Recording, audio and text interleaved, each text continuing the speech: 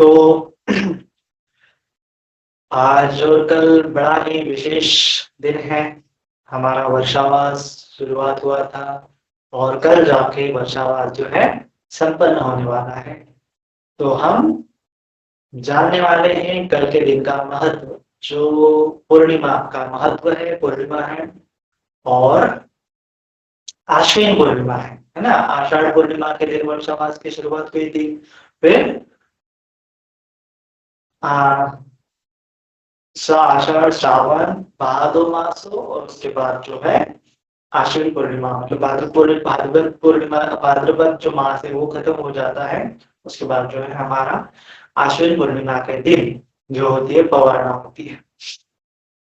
तो इसको बहुत बार जो है शरद पूर्णिमा भी कहा जाता है। शरद पूर्णिमा का मतलब होता है कि जो शरद ऋतु आने वाला है, माने कि ठंडी का मौसम आने वाला है।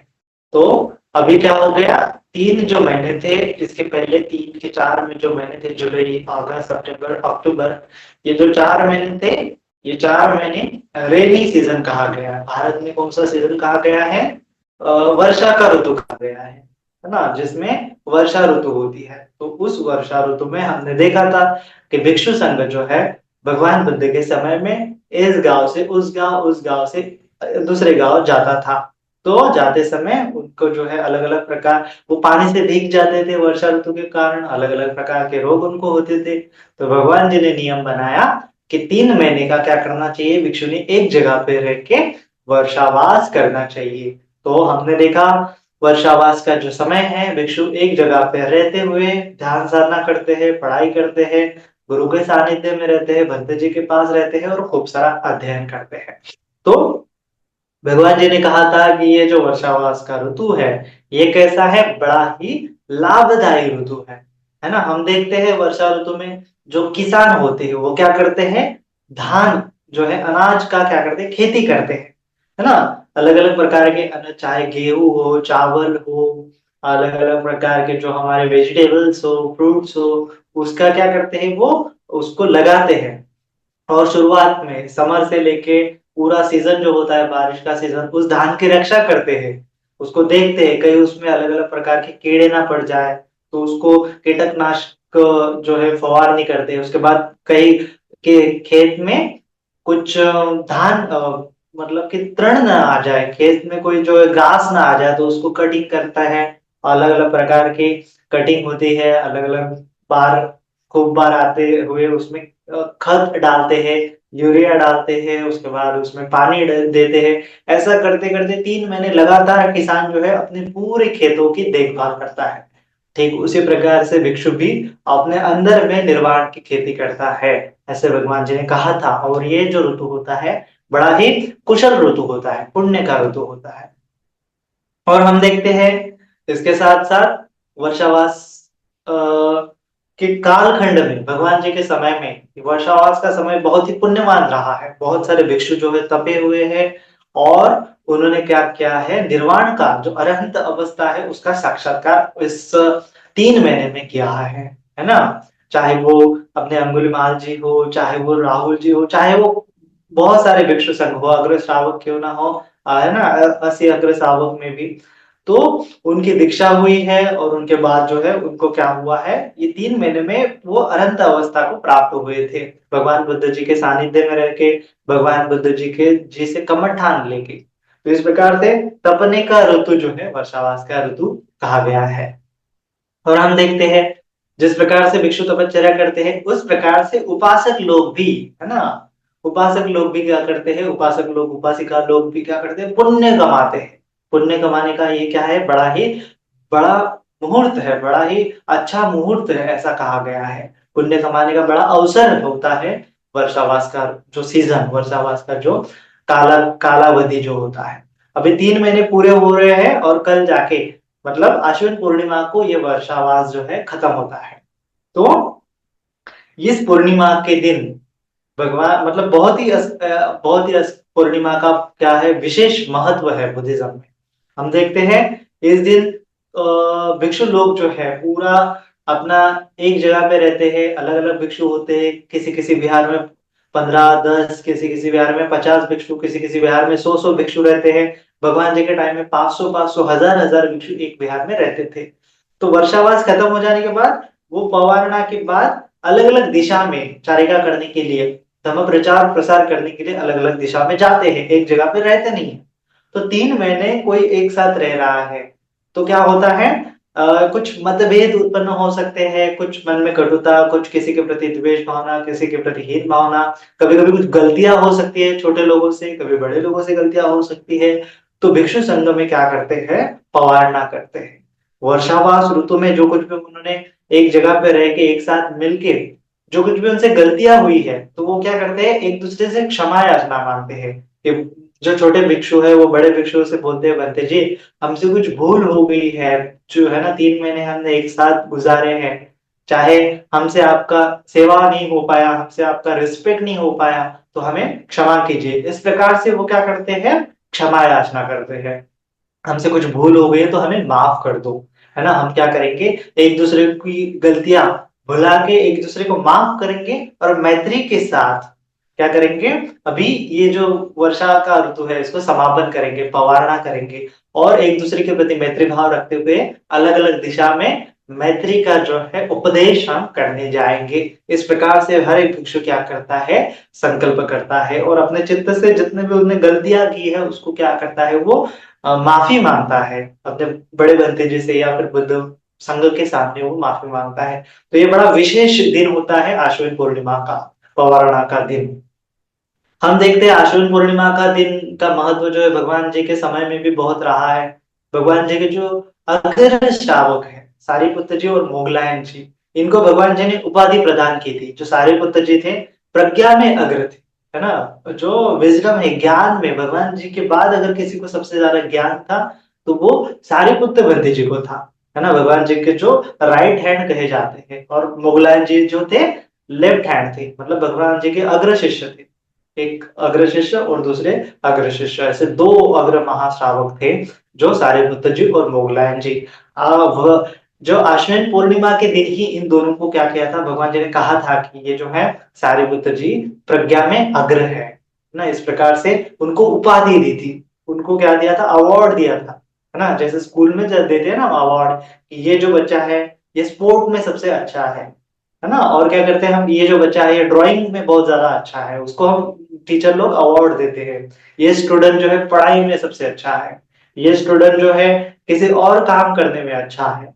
इस प्रकार से अलग अलग स्टूडेंट को टीचर लोग अलग अलग प्रकार से अवार्ड देते हैं। उसी प्रकार से भगवान जी ने भी अपने शिष्यों को अवार्ड दिया था कि ये सबसे शिष्य जो है मेरा सारिपुत्र स्थविर जो है प्रज्ञा में अग्र है, सबसे ज्यादा ज्ञानी है।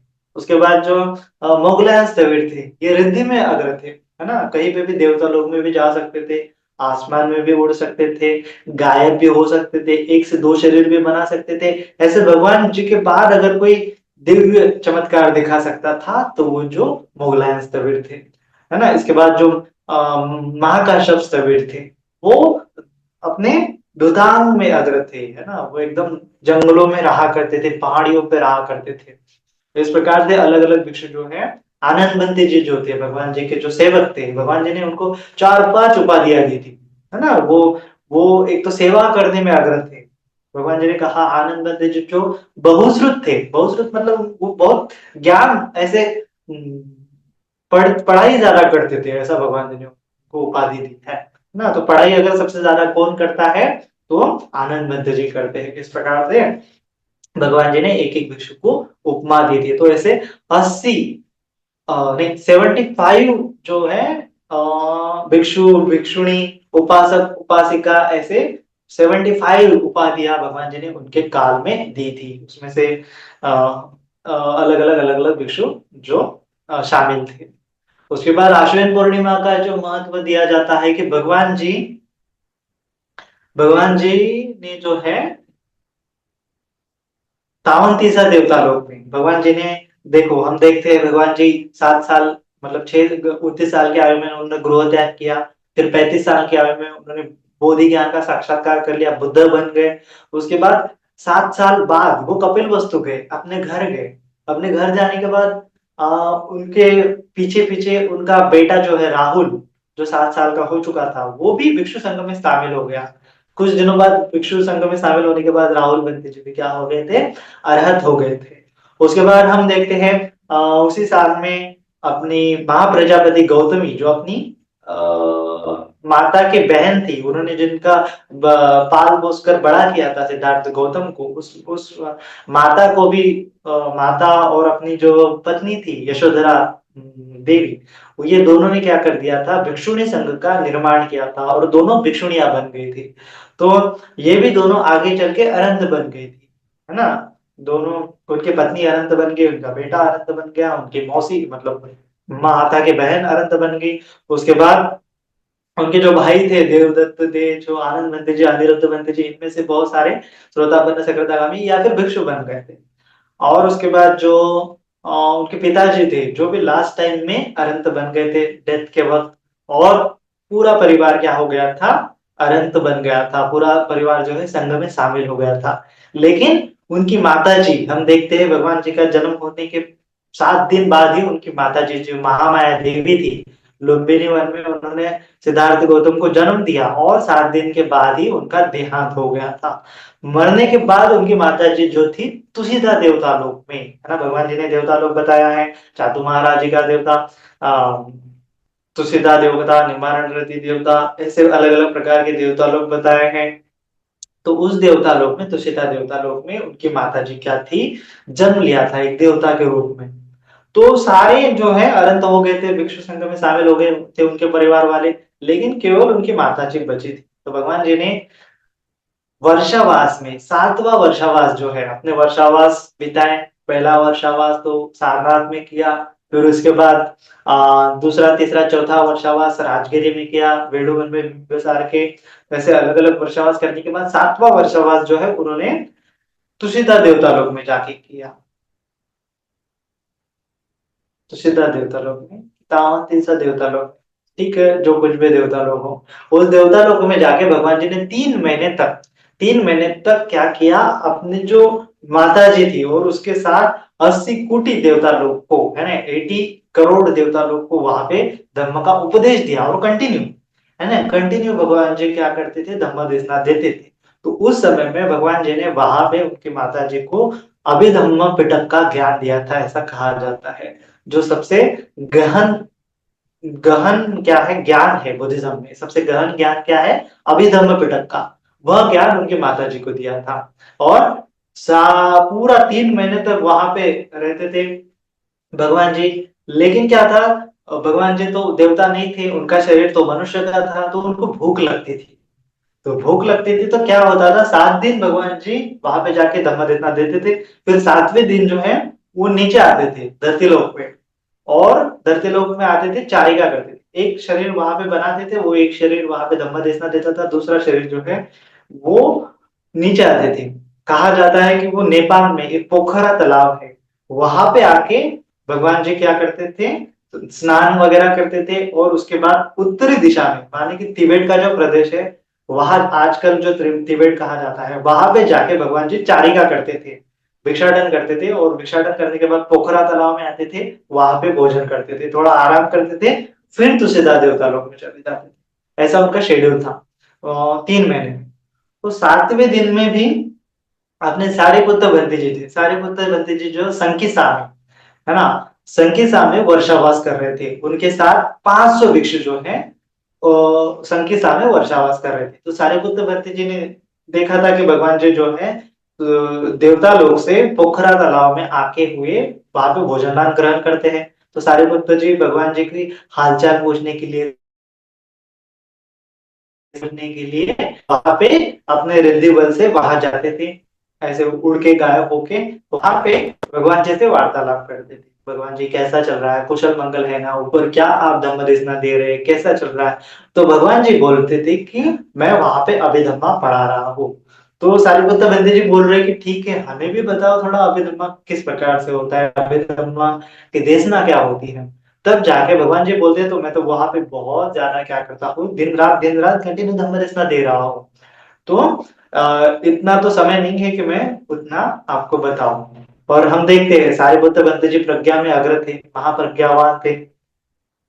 तो वो क्या बोलते थे कि भगवान जी मुझे इतना डिटेल में नहीं, मुझे एकदम शॉर्ट में बताओ, मैं समझ लूंगा, है ना। थोड़ा सा एकदम शॉर्टकट में बता दोगे तो भी मैं समझ जाऊंगा कि आप कौन से धर्मादेशना दे रहे हो वहां पे। तो भगवान जी ने वहां पे उनको ये बताए हैं हेतु प्रत्यय, जो पठान पाली एक अभिधम्म पिटक में पठान पाली एक ग्रंथ है। तो 24 हेतु और प्रत्यय है, भगवान जी ने वो हेतु और प्रत्यय का ज्ञान जो है सारिपुत्र भट्ट जी को बताया, है ना। आरंभण प्रत्यय, हेतु प्रत्यय, आरंभण प्रत्यय, अधिपति प्रत्यय। तो इस प्रकार से वो प्रत्यय का ज्ञान जो है, एक एक प्रत्यय का ज्ञान शॉर्टकट में सारिपुत्र भट्ट जी को बताया कि हाँ 7 दिन में मैंने इस प्रकार से धम्मदेशना दी। और वो जो है छोटा सा लेके, है ना, इतना हेतु प्रत्यय, हेतु हेतु संप्रयुक्त आनंदम मानं तम समुत्थानं स्वरूपानं। तो हेतु प्रत्यय न प्रत्यय, तो ये जो शॉर्टकट का जो ज्ञान था सारिपुत्र भट्ट जी ने सुन लिया। और फिर भगवान जी ऊपर चले जाते थे देवता लोक में, सारिपुत्र भट्ट जी संकिसा आते थे। और वहां पे जो 500 अपने शिष्य है उनको, भिक्षु जो है उनको वो शॉर्टकट का जो भगवान जी ने बताया था उसको इलेबोरेट करके बताते थे। तो ऐसा करते करते करते पूरा वर्षावास खत्म हो गया और पूरे भिक्षुओं को क्या हो गया था, तो वो अभिधर्म का ज्ञान हो गया था। सारिपुत्र पंडित जी ने हर 7 दिन के बाद वो अभिधर्म आके उन भिक्षुओं को 7 दिन तक बताते थे। ऐसा करने के बाद पूरे भिक्षु जो है क्या हो गए थे, लास्ट के दिन मतलब आश्विन पूर्णिमा के दिन अरहत हो गए थे। और फिर वर्षावास खत्म हो जाने के बाद पूरे देवता लोक में भी बहुत सारे देवता लोग, 80 कोटि देवता लोग को धर्मामृत मिल गया और वो मुक्त हो गए। और जो छोटे देवता लोग थे, बड़े देवता लोग थे, वो भगवान जी की पूजा वंदना करने के लिए वो वहां पे पूरा देवता लोक में ऐसा एकदम पूर्णिमा के दिन एकदम आलोक सा फैल गया, एकदम दिव्य प्रकाश फैल गया, भगवान जी की रश्मि पूरे देवता लोक में फैल गई थी। इतना बड़ा गहरा उपदेश वहां पे दिया था और इतनी असंख्य असंख्य देवता वहां पे तृप्त हो गए थे। और फिर भगवान जी ने, जो देवता लोग है भगवान जी की वंदना करते थे, और सात वर्षावास खत्म हो जाने के बाद आश्विन पूर्णिमा के दिन जैसा ही चांद थोड़ा ऊपर आता है, तो भगवान जी ऐसे देवता लोग से ऐसे ऐसे हवा में उड़ते हुए संकिसा में उतरते हैं। और उनके साथ ऐसे कोटि कोटि देवता होते हैं, उनके इर्द गिर्द इंद्र शक्र वगैरह उनके ऊपर ऐसे छाता लेके, या अलग अलग देवता लोग जो है ऐसे दिए के जैसे है ना, जैसे स्टार के जैसे वो अलग अलग कलर उनके होते थे, अलग अलग आभाएं उनके होती थी।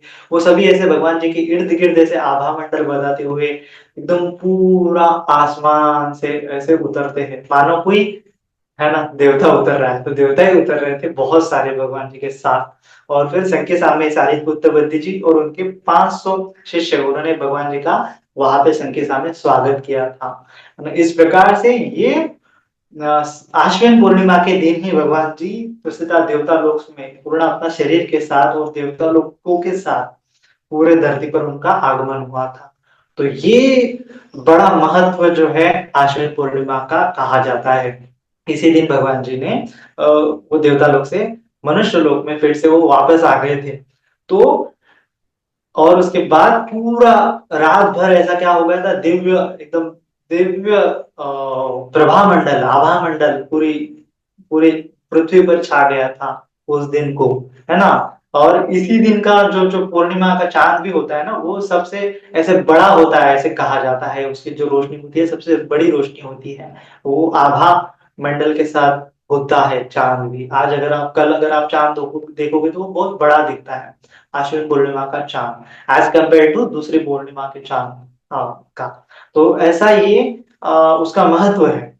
और कहा जाता है कि जब जो देवता लोग है ना, वो जो देवता लोग भगवान जी के साथ आए थे, उन्होंने पूरा जो जो लोग मतलब दिख रहे, हर मतलब सभी लोगों ने ऐसे आंखों से देवता लोगों को देखा, है ना। सबके पुण्य उस दिन क्या हो गए थे, उभर कर आ गए थे।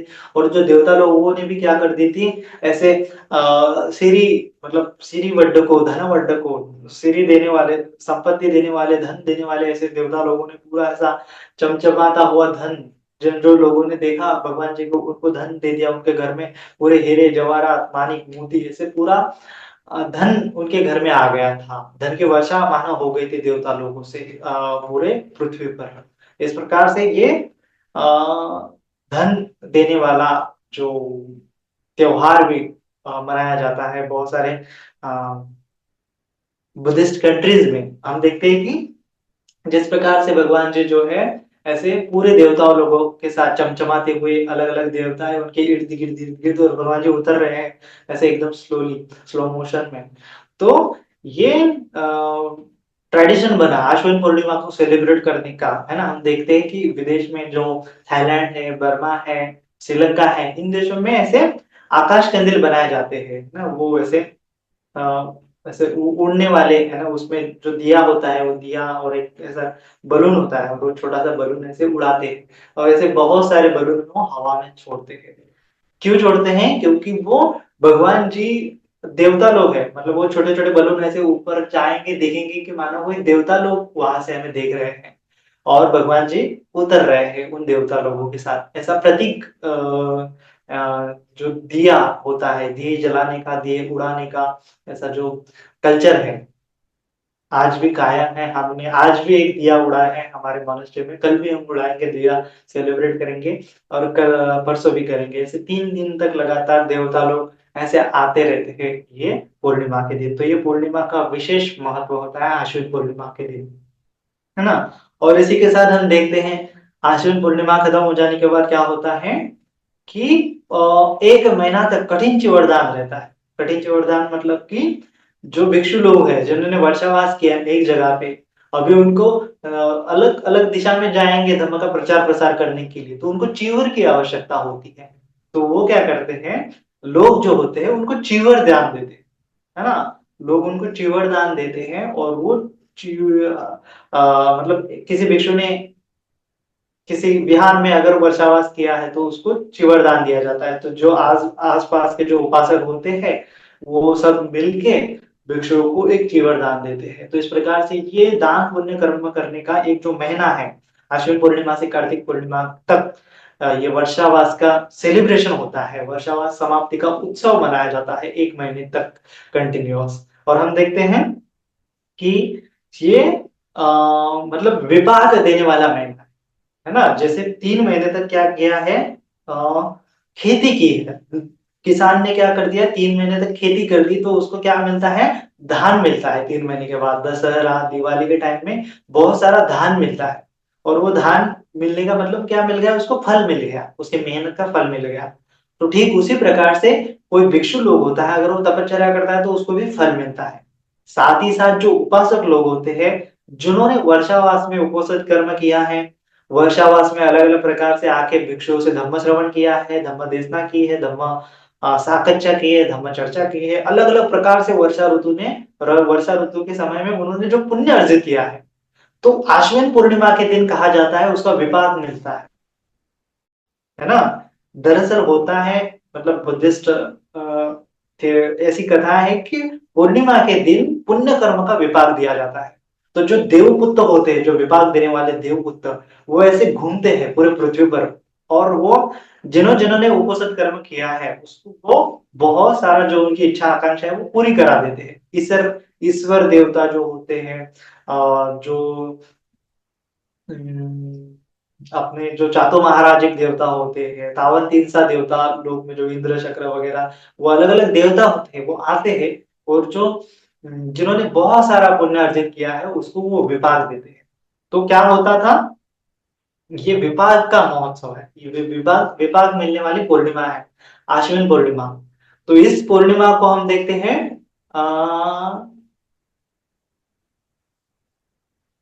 देवता लोग क्या करते हैं, विपाक देते हैं। जो जो जो समझो उपोषित कर्म में, भगवान जी ने उपोषित सूत्र में हमें बताया है कि क्या किया, उपोषित का, उपोषित करने के बाद सच्ची क्रिया करनी है कि मैंने जो उपोषित पालन कर दिया है इसके पुण्य के प्रताप से मुझे फलाना फलाना लाभ हो जाए, है ना। आयु वर्ण सुख बल जो कुछ भी चाहते हैं, यश वगैरह सक्सेस जो चाहते हैं, इच्छा आकांक्षा है, इच्छितम पच्चितम तुय्यम क्षिप्रमेव समिज्जतु, तुम्हारी जो इच्छा आकांक्षा है वो पूरी हो जाए, है ना। ऐसा क्या करते हैं, आशीर्वाद देते हैं। तो आशीर्वाद देते हैं, देवता लोग भी क्या करते हैं, वो इच्छा आकांक्षा पूरी करने के लिए हेल्प करते हैं। तो अगर किसी ने पुण्य अनुमोदन किया कि मेरी इच्छा आकांक्षा ऐसी ऐसी है, उपोषद सूत्र में बताया था, भगवान जी के टाइम में तो बहुत सारी जो स्त्रियां हैं, मतलब कि छोटी जो कन्याएं हैं, जो अभी कुमारियां हैं, जिनको वो क्या करती थी, उपोषद पालन इसलिए करती थी ताकि उनको अच्छा सा पति मिल जाए, अच्छा सा उसको हस्बैंड मिल जाए। तो ये जो ट्रेडिशन है मतलब उपोषित पूरा वर्षावास में उपोषित करने का और फिर लास्ट के दिन क्या करने का, उसको पुण्यानुमोदन करने का। पुण्यानुमोदन करने के बाद वो इच्छा आकांक्षाएं पूरी होने लगती है, ऐसा कहा जाता है। तो ये जो ट्रेडिशन हमें दिखता है नॉर्थ ईस्ट में, जो बुद्धिस्ट, जो आसाम, मिजोरम, मणिपुर जो है ना, जहाँ पे जो बुद्धिस्ट, त्रिपुरा वगैरह बुद्धिस्ट लोग रहते हैं, वो आज भी ऐसे उनके ट्रेडिशन है ना। तो आश्विन पूर्णिमा के दिन वो मतलब मन्नत मांगते हैं, बोलते हैं ना, मन्नत मांगते हैं। तो अपने पुण्य कर्म करते हैं और उस पानी छोड़ के वो बोलते हैं कि इस पुण्य के प्रताप से मेरी इच्छा आकांक्षाएं पूरी हो जाए। तो अभी सभी को पता है कि उपोषित करने के बाद वो इच्छा आकांक्षाएं पूरी होती है, पुण्य कर्म का विपाक मिलने वाला है, तो उत्सव के साथ उसको सेलिब्रेट करते हैं, बड़े उत्सव के साथ उसको सेलिब्रेट करते हैं। यहाँ तक कि मतलब रात भर ऐसे भगवान जी आ रहे हैं, तावंतिसा देवसा लोग से रात भर जागरण वगैरह करते हैं, उत्सव मनाते हैं, सेलिब्रेट करते हैं। और ये एक नहीं, अलग अलग पार्ट में। आजकल तो उसको अलग अलग लोग जो बोलते हैं, कोजागिरी पूर्णिमा वगैरह भी बोलते हैं ना आश्विन पूर्णिमा को। तो कोजागरी का मतलब क्या है कि जो जागृत हुआ है ना, वो जागीरी है ना, जागृत, जागरीय अनुयुक्त होते, भगवान जी ने बोला जागरण करना है, जागरण करना है, जो अप्रमाद रहना है। तो जो जागृत हो गया, कोजागरी है ना, जागृत हो गया, उसके स्वागत के लिए जो तैयारी की जाती है। तो अगर बहुत सारे भिक्षु जो होते हैं वो अरंत हो जाते हैं, जागृत हो जाते हैं, भगवान जी है जो जागृत है, तो उनका सेलिब्रेट करने के लिए वो कोजागरी पूर्णिमा सेलिब्रेट करते हैं आजकल के अलग अलग जगहों में, चाहे वो कोलकाता है, बंगाल है, पश्चिम बंगाल है, या फिर महाराष्ट्र में भी कोजागरी पूर्णिमा सेलिब्रेट करते हैं। तो उस समय में वो ऐसे खीर बनाते हैं, चांद के रोशनी में ऐसे खीर बनाते हैं, खीर पकाते हैं या फिर दूध पकाते हैं। तो खीर जो है हम देखते हैं भगवान जी के समय में भगवान जी को देने वाला सबसे फेमस व्यंजन रहा है, बुद्धिस्ट ट्रेडिशन में सबसे फेमस व्यंजन रहा है। तो क्या होता है, ऐसे खीर चांद के प्रकाश में क्यों पकाते हैं? क्योंकि कहा जाता है कि चांद के जो ओजस होते हैं ना, वो उसमें आ जाते हैं, है ना। तो जैसे जो देवता लोग हैं वो अन्न में ओज डालते हैं, बोलते हैं शक्ति डालते हैं, ऐसे बोलते हैं, है ना, साधारण भाषा में कहते हैं। तो क्या होता है, हम देख रहे हैं भगवान जी संकेसा में तावंतिसा देवता लोग से ऐसे नीचे आ रहे हैं, उनके साथ ऐसे करोड़ों करोड़ों असंख्य देवता उनके इर्द गिर्द हैं। तो देवता लोग क्या करते हैं, ऐसे पूरा सभी को मतलब पूरा भर भर के आशीर्वाद देते हैं, सभी को भर भर के जो जो चाहिए वो देते हैं। ऐसा पूरे हजारों हजारों देवता होते हैं, करोड़ों करोड़ों देवता होते हैं, वो जो लोगों को क्या करते हैं, खुशियां बांटते हैं, वो भी सेलिब्रेट करते हैं, वो भी उत्सव मनाते हैं। और यहाँ पे नीचे वो जो लोग हैं वो भी क्या करते हैं, देवताओं के लिए वो ओज डाले देवता इस खीर में, इस प्रकार से वो ऐसे खीर जो है चांद के प्रकाश में, है ना, देवताओं के प्रकाश में ऐसे पकाते हैं। क्योंकि भगवान जी आ रहे हैं, वो देवता लोग आएंगे फिर उसमें ओज डालेंगे। तो ये ओज डालने का भी क्या होता है, देवता लोगों का पुण्य कर्म होता है ना। ये ओज डालने की मतलब परंपरा परंपरा या फिर ऐसी कथा हमें मिलती है कि भगवान जी लास्ट में जब कुशीनगर में जा रहे थे, उनका महापरिनिर्वाण की उन्होंने घोषणा की थी, तो लास्ट का जो भोजन है पावा में, उन्होंने जो चुंद था ना, चुंद के यहाँ से उन्होंने भोजन किया था, सुकर मद्दव करके उन्होंने भोजन खाया था। तो वो भोजन लास्ट का भगवान जी का भोजन था। उसके बाद भगवान जी ने परिनिर्वाण हो गया वैशाख पूर्णिमा के दिन।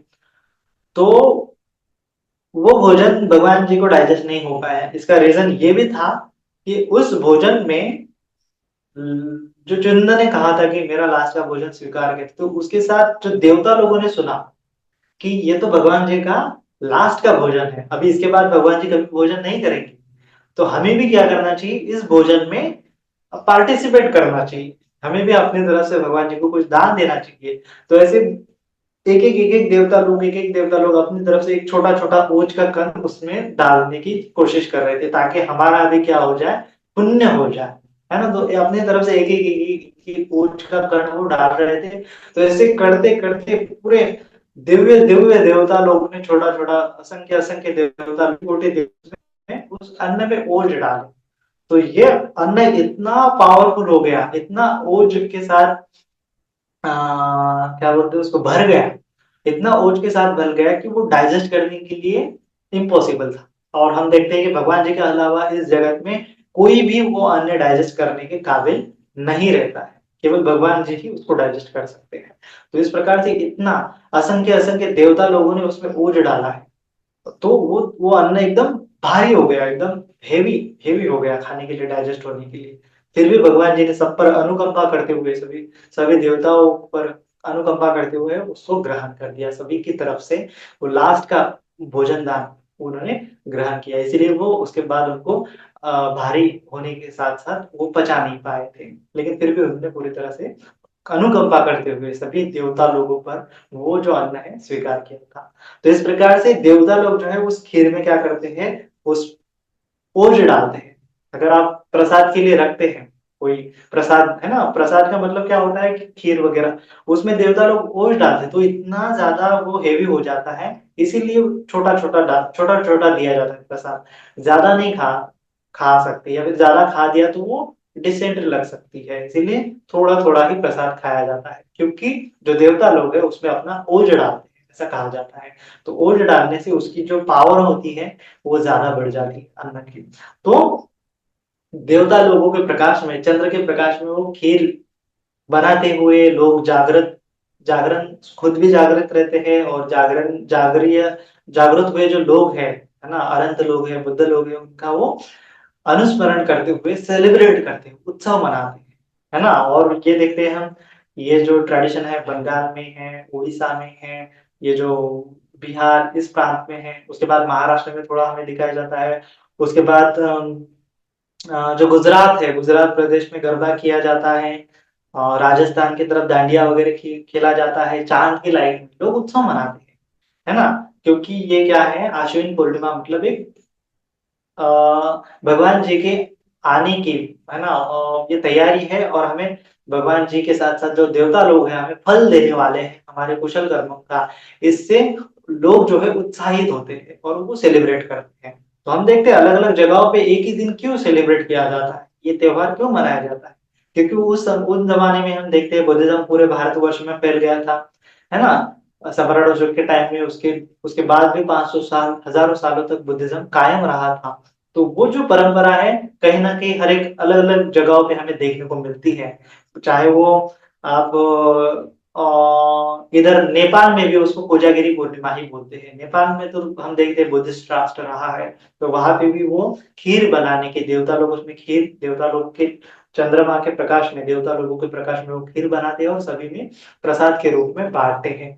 तो ये रात भर जागरण करने का, अप्रमादी रहने का, मेडिटेशन करने का, भगवान जी की वंदना करने का और लाइफ को सेलिब्रेट करने का, इस प्रकार से ये उत्सव अलग अलग जगहों पे, नॉर्थ ईस्ट में भी बड़े पैमाने पर मनाया जाता है, थाईलैंड में मनाया जाता है, श्रीलंका में मनाया जाता है, बर्मा में मनाया जाता है, जो बुद्धिस्ट कंट्रीज है उसमें वो मनाया जाता है। तो ये बड़ा विशेष महत्व जो है आश्विन पूर्णिमा का हमें बुद्धिज्म में दिखाई देता है, चाहे वो थेरवादा हो, महायान ट्रेडिशन हो, या फिर कोई अलग ट्रेडिशन हो क्यों ना हो, सभी जगहों पे दिखता है। आज भी बुद्धिज्म नहीं है, लेकिन उसकी जो फुटप्रिंट्स है ना, खीर बनाने की प्रथा जो है, चांद की रोशनी में खीर बनाने की प्रथा है, या फिर आश्विन पूर्णिमा के दिन जो मन्नत मांगने की प्रथा है नॉर्थ ईस्ट में, उत्सव मनाने की प्रथा है महाराष्ट्र में, गुजरात में, राजस्थान में, तो ये सब बुद्धिस्ट राष्ट्र रह चुके हैं। वो अपने अपने हिसाब से उस दिन को सेलिब्रेट करते हैं, चाहे वो भूल गए हैं आज, क्योंकि बुद्धिज्म खत्म हो गया था भारतवर्ष में, 1000 साल नहीं रहा, लेकिन वो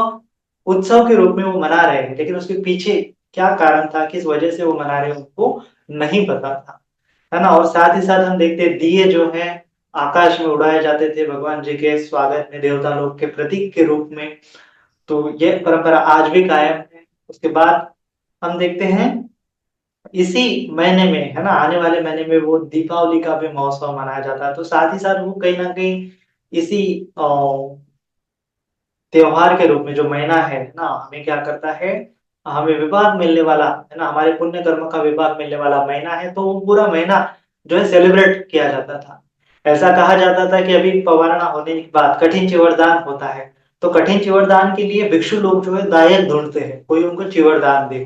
तो भिक्षु लोग ऐसे गांव में, अलग अलग गांव में जाते हैं, देखते हैं कि कोई उनको दान देने वाला मिलता है क्या। तो अभी वो भिक्षु लोग जो थे वो ऐसे डायरेक्टली जाके किसी को मांग नहीं सकते थे, है ना। तो उपासक लोगों को भी पता था कि भिक्षु लोग जो है किसी दायक को ढूंढने के लिए आते थे। तो जो दायक बनना चाहते थे, जो श्रद्धावान लोग थे, है ना, उस जमाने में श्रद्धावान लोग थे, वो क्या करते थे, दान देना चाहते थे। जो दान देने के लिए इच्छुक थे और जो श्रद्धावान थे, बुद्ध धर्म संघ पे श्रद्धावान थे, त्रिरत्नों रत्नों के प्रति और भिक्षु लोगों को कुछ देना चाहते थे, तो वो क्या करते थे, अपने घर पर ऐसे रंग रंगोटी करते थे। इसके बाद ये वर्षावास खत्म हो जाने के बाद ऐसे अपने घर को डिजाइन बनाते थे, पूरा साफ सुथरा करते थे, और अपने घर के बाहर ऐसे वो डिजाइन बनाते थे, चाहे वो स्वस्तिक का डिजाइन हो, माने कुछ कुछ ऐसा चिन्ह बनाते थे, भगवान जी के पाद बनाते थे, या फिर स्वस्तिक का डिजाइन बनाते थे, है ना, ऐसे 5 चिन्ह बनाते थे। तो उसके बाद अगर कोई भिक्षु आता था और भिक्षु देखता था उस घर को, तो वो जानता था कि ये जो है त्रिरत्न को मानने वाले लोग थे, त्रिरत्न का सिंबल है, चाहे स्वस्तिक का सिंबल है, चाहे 5 भगवान जी के पादों का सिंबल है। तो ये सिंबल देख के भिक्षु लोग समझ जाते थे कि ये जो है श्रद्धावान उपासक है त्रिरत्न के प्रति, और ये दायक बनना चाहता है, दान देने के लिए इच्छुक है। तो भिक्षु लोग वहां पे जाके पूछताछ करते थे, और वो मतलब पूछताछ करते थे, या फिर वो भिक्षु लोग जैसे ही उनके घर में जाते थे तो वो लोग स्वागत करते थे, और खुद ही बद्ध जी को याचना करते थे कि हमें आपका दायक बनना है, आपको कुछ चाहिए तो हमारी तरफ से आप जरूर जरूर स्वीकार कीजिए, तो आप हमें बता सकते हैं कि आपको क्या चाहिए। तो ये परंपरा भगवान बुद्ध जी के साथ मतलब हजारों सालों बाद भी भारतवर्ष में कायम थी, है ना। जो ह्यूएन सेंग, जो फाइयान चाइनीज ट्रैवलर आए थे, उन्होंने अपने डायरी में लिखा था कि भाई जो लोग थे त्रिरत्न को मानने वाले, वो अपने घर पर ऐसे सिंबल बनाते थे, और भिक्षु लोग उस सिंबल को देख के उसी घर में जाते थे, और जो उनसे वार्तालाप करके फिर दायक बनने का, जो दान देने का विधि, आगे की प्रोसीजर, घटे चिवड़ दान के प्रोसीजर को, तो वो प्रोसीजर आगे हो जाती थी। तो भिक्षु लोग जो है ऐसे दिन रात यहाँ से वहां, मतलब अभी तो आश्विन पूर्णिमा से लेके कार्तिक पूर्णिमा तक वो देखते थे, अलग अलग दिशाओं में जाते थे, कोई दायक मिलता है क्या, और अलग अलग जगहों पे क्या था, कठिन चिवरदान का फेस्टिवल था। कठिन चिवरदान मतलब एक विहार में एक भिक्षु रहेगा, तो वो बाकी के विहारों से, दूसरे तीसरे गांव से भिक्षुओं को बुलाएगा, अपने विहार में बुलाएगा, उनको चिवर दान देगा, अलग अलग प्रकार से जो उनको अट्ठ परिष्कार लगता है ना, वो दान देगा। कुछ मेडिसिन है, कुछ जो चाहिए उनको, वो जो डेली नीड्स है, वो दान देने के बाद वो भिक्षु लोग अपना सामान लेके अपने फिर से अपने विहार में दूसरे गांव में चले जाते थे। तो ऐसे एक गांव से दूसरे गांव जाना पड़ता था, किसी दायक को खोजना पड़ता था। तो इसी समय में फिर अमावस्या का सीजन आ जाता है ना, हम देखते हैं पूर्णिमा के बाद 15 दिन बाद अमावस्या आती है, तो अंधेरा भी होता है। तो अंधेरा होता है तो भिक्षु लोग भी क्या करते थे, ऐसे एक गांव से दूसरे गांव में जाने के लिए समय लगता है, तो रात में भी ट्रैवल करते थे, तो कंदील ले अपने हाथ में जो लैंटर्न लेके वो ट्रैवल करते थे, है ना। तो ऐसी कहानियां भी है कि भगवान जी के जो शिष्य है रात रात में क्या करते थे, जागृत रहते थे, यहाँ से वहां, यहाँ से वहां वो ट्रैवलर करते थे, कंदील अपना जो लैंटर्न है अपने हाथ में पकड़े हुए। तो ये जो महीना है, इस महीने में तो भिक्षु बहुत ज्यादा ट्रैवल करते हैं, इधर के उधर, इधर के उधर, ये उपासक को देखो, ये उपासक से देखो, और एक उपासक नहीं दे सकता है तो उसे 4-5 उपासक खोजो, जो सब मिला के दान दे सकते हैं, कठिन चिवड़ दान दे सकते हैं। इस प्रकार से वो खोजबीन उनकी जारी रहती थी। तो शायद इसी इंटरवल में फिर अमावस्या का सीजन आता है, तो उस समय तक भी भिक्षु लोग के स्वागत के लिए, या फिर भिक्षु लोगों अंधेरा ना हो जाए, अंधेरे में उनको कुछ चाहिए होता है, तो उस समय में जो उपासक लोग हैं वो अपने घर के बाहर दिए लगाने का ट्रेडिशन, मतलब दिए रखते थे, जैसे सिंबल रखते थे, अपने घर को सजाते थे, साथ ही साथ एक दिया रखते थे। चाहे रात में अगर कोई भिक्षु ट्रैवल कर रहा है, तो उसको अगर कुछ नीड है, कुछ आवश्यकता है, कुछ पानी वगैरह लगते हैं, तो जो दिया जल रहा है जिसके घर के बाहर, वो रात में जागृत रहेगा, है ना, अमावस्या के दिन वो रहेगा जागृत, और वो भिक्षु को कुछ चाहिए है तो भिक्षु वहां पे जाके समझ लेगा कि ये क्या है, किसी दायक का घर है, तो वहां पे जाके वो कुछ पानी वगैरह जो सामग्री है वो मांग सकता है। तो हम देखते हैं वो ट्रेडिशन आजकल भी क्या है, कायम है। आज लोग दीपावली का उत्सव मनाते हैं, दीपावली में दिए जलाते हैं, है ना। वो दिए, अमावस्या का सीजन होता है, वो लगभग 5 से 7 दिन तक वो दीपावली का फेस्टिवल आज भी मनाया जाता है। तो शायद मेरे ख्याल से वो फेस्टिवल पुराने जमाने की परंपरा है ना। अमावस्या के दिन में तो पूरा अंधेरा होता है, पूर्णिमा के दिन तो भिक्षु लोग देख पाते थे कि क्या कहाँ घर है, कहाँ गाँव है, ऊपर से उनको दिखता था। लेकिन अमावस्या के दिन तो पूरा अंधेरा-अंधेरा होने की तरफ से रात में कहीं दिखाई नहीं देता था कि गाँव कितनी दूर है, कहाँ जाना है, कहाँ रुकना है। तो इसीलिए जो दायक लोग थे, श्रद्धावान लोग थे, भिक्षु संघों को समझ में आए, दूर से देखने पर भी समझ में आया कि हाँ, दूर गाँव है, यहाँ पे ज़्यादा से ज़्यादा दायक लोग रहते हैं, उस गाँव में जा सकते हैं। इस प्रकार से भी इंडिकेट करने के लिए वो अपने घर के बाहर दिए जलाते थे। तो ये दिए जलाने का उत्सव आज भी भारतवर्ष में कायम है और अलग-अलग देशों में जो है अ, वो भी थोड़ा-थोड़ा मनाया जाता है। थाईलैंड में भी, श्रीलंका में भी वो दीपोत्सव करके मनाया जाता है। तो ये पूरा महीना सेलिब्रेशन करने का महीना है बुद्धिस्ट कल्चर में, बुद्धिस्ट ट्रेडिशन में। है ना? आज भारतवर्ष में वो मनाया जाता है लेकिन उसका रीज़न क्यों है वो हमें पता नहीं है ना? हम त्योहार तो मना रहे हैं लेकिन उसके पीछे रीज़न हमें पता नहीं। लेकिन बहुत सारे रीज़न जो है बुद्धिस्ट ट्रेडिशन से ही हमें मिलते-जुलते दिखाई देते हैं क्योंकि हज़ारों सालों तक बुद्धिज़्म भारतवर्ष में पनपा है, 1500 साल भगवान बुद्ध जी के साल बाद भी 1500 साल तक भारतवर्ष में बुद्धिज़्म में पूरे भारत में बुद्धिज़्म फैला हुआ था। उसके बाद 1000 साल का कालावधि है जहाँ पे मुस्लिम आ आ आक्रमण होने के बाद बुद्धिज़्म पूरा खत्म हो गया। तो वहाँ से लेके हज़ारों सालों तक लोगों को पता नहीं था, लेकिन फिर भी लोग अपने-अपने तरीके से जो बुद्धिस्ट ट्रेडिशन है वो फॉलो करते रहे हैं और कहीं न कहीं जो बुद्धिस्ट परंपरा है वो आज भी अलग-अलग जगहों पे जो सेलिब्रेट की जाती है उनके सेलिब्रेट करने के तरीके अलग हो गए या फिर कुछ कल्पनाएँ वहाँ पे उन्होंने जोड़ ली। जैसे गुरु पूर्णिमा, आषाढ़ पूर्णिमा के दिन ज्येष्ठ पूर्णिमा के दिन गुरु पूर्णिमा कहा गया है। तो गुरु पूर्णिमा का मतलब भगवान जी ने ज्येष्ठ पूर्णिमा के दिन पंचवज्ञीय भिक्षु को उपदेश दिया था और संघ का निर्माण किया था और पहले वो गुरु बने थे, शास्ता बने थे संघ के। तो ये सिंबलाइज़ करता है कि पहला धम्मचक्र प्रवर्तन उपदेश देने वाले हमारे दुःख से मुक्ति का उपदेश देने वाला जो ज्येष्ठ पूर्णिमा के दिन दिया था, उसी के दिन गुरु पूर्णिमा मनाई जाती थी।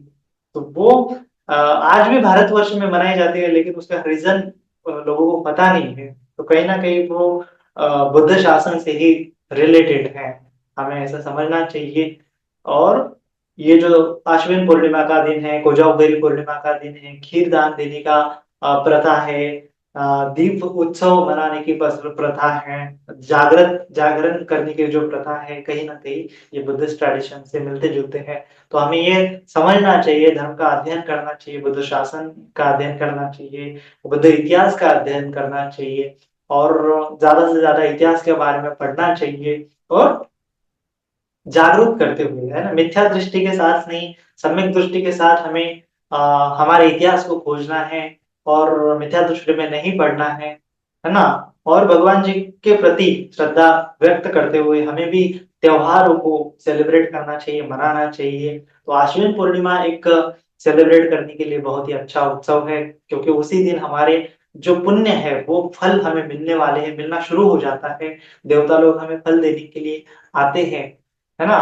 तो हमें क्या करना चाहिए ज़्यादा से ज़्यादा इस जो महीना है पूरा अभी कठिन चिवरदान का महीना है, भिक्षु लोगों को आवश्यकता होती है अलग-अलग सामग्री की, तो वो देने के लिए हमें आगे आना चाहिए, है ना? भिक्षु संघ को बुलाना चाहिए उनका निमंत्रण करना चाहिए अलग-अलग जगह पे, प्रोग्राम ऑर्गेनाइज़ करने चाहिए, धम्म श्रवण करना चाहिए है ना? एक साथ आते हुए, है ना? संघ में मुदिता भाव के साथ, मैत्री भाव के साथ सभी ने उत्सव मनाना चाहिए, बुद्धिस्ट परंपराओं को आगे बढ़ाना चाहिए और हमारे बच्चों को, आने वाली पीढ़ियों को बुद्धिस्ट परंपरा पता चले इसके लिए हमें भी कुछ बड़े पैमाने पर है ना, मिल-जुल कर क्या करना चाहिए, त्योहारों का सेलिब्रेशन करना चाहिए ताकि त्योहारों का सेलिब्रेशन देखते हुए अन्य लोग भी, अन्य धर्म संप्रदाय को मानने वाले लोग भी सम्यक दृष्टि की तरफ आगे आए, उनको भी सम्यक दृष्टि के प्रति एक आकर्षण पैदा हो, ऐसा हम इसी तरह से हम अगर त्योहार मनाएँगे तो सभी के लिए लाभदायक है,